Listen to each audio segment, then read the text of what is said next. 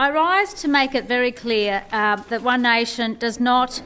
accept that action to address the notion of climate change can be done without adversely impacting on regional, rural and remote communities, and that supporting net zero means hurting the people of New South Wales, especially the economically most vulnerable. One Nation opposes the creation of arbitrary targets into the future, which fail to consider both the possible economic future facing the people of New South Wales and the likely time and cost blowout of these renewable energy projects. And I note with interest there's been much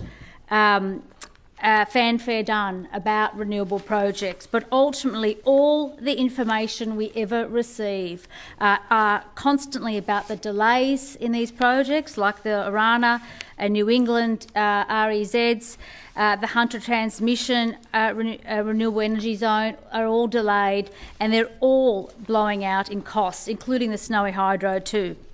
These are all projects that we have heard for years the coalition government, particularly under the stewardship of Matt Keane, attest that they were going to come good for the people of New South Wales, and they haven't yet to date. And it doesn't surprise me, of course, that the Labor, Greens and indeed the coalition have come together to pursue additional targets, now the 2035 target of 70%, which I think will be at odds with the recent decision of the Labor government to extend the life of the Raring power station. And of course I'll move a motion that separately later in the evening. But it's worth raising now, given we are deliberating on the inclusion of a 2035 70% target. And I find it very difficult to understand how that target can be achieved, given the government clearly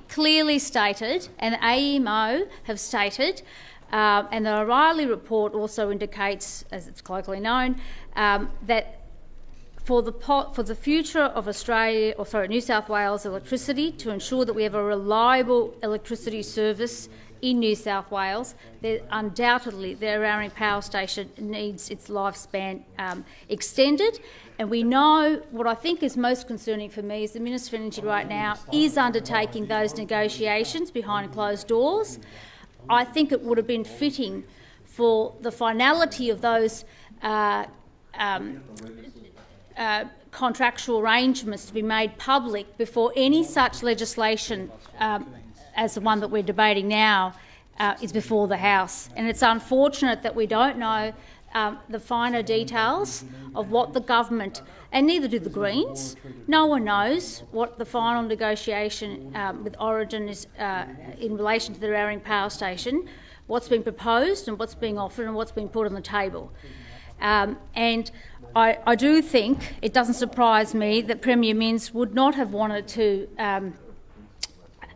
agree to this 2035 target, and I'm sure he does so reluctantly after it was very clear that the coalition, that being Liberals and the National Party,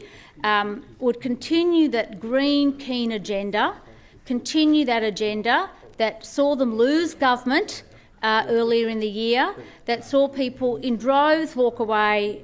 from the coalition, those that were traditional coalition voters, and indeed the National Party as well. National Party voters walked away from those parties, and you're going to see more people walk away from those parties, particularly the National Party.